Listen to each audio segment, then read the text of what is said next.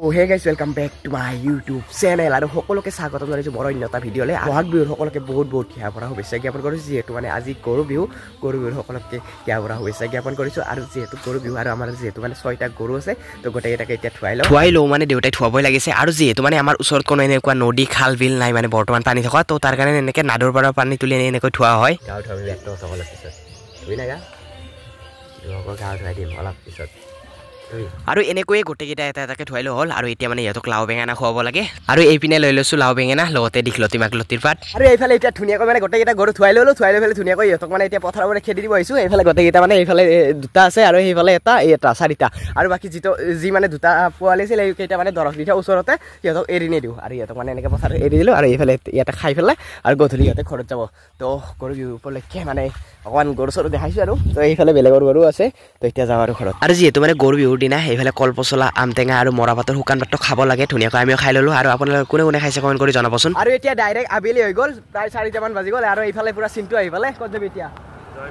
মানে ৰাণী জয়ন্তীপুৰত মুকলি বিহু হয় তো তাত যাম এতিয়া আৰু ই আজি পুৰা গাড়ী চাড়ী লৈ আহিছে আৰু এইফালে পুৰা চাব ইয়াক দাড়ি চুলি কাটি এনজাম হৈছে পুৰা চলি হ'বতো লাগবে মানে তাতে নাচনি আছে না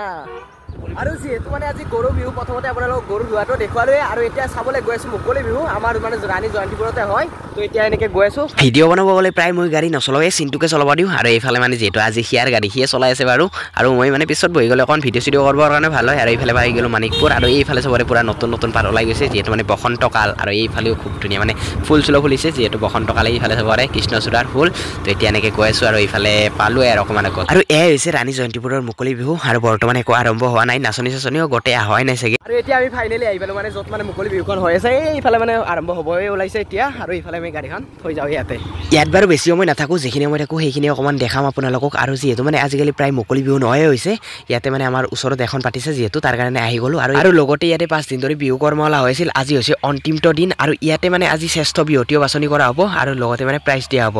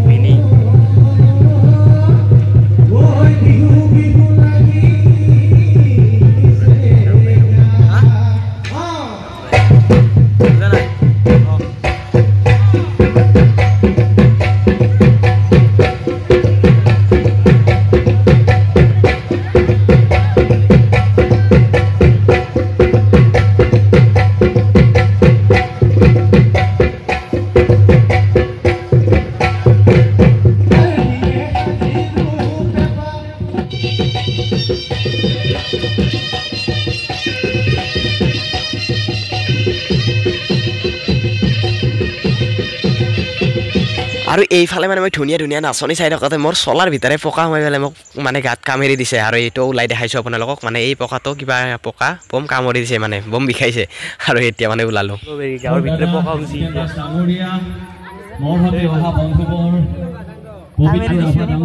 বকুলৰ দৰে সৰু পিপিৰা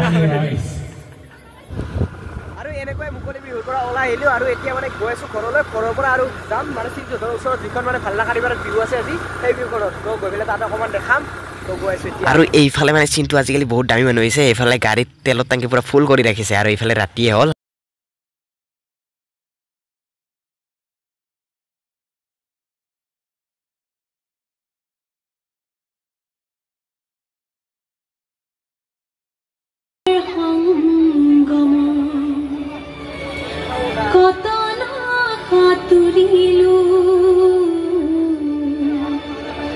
তথাপিতো হোৱা নাই ক্লান্ত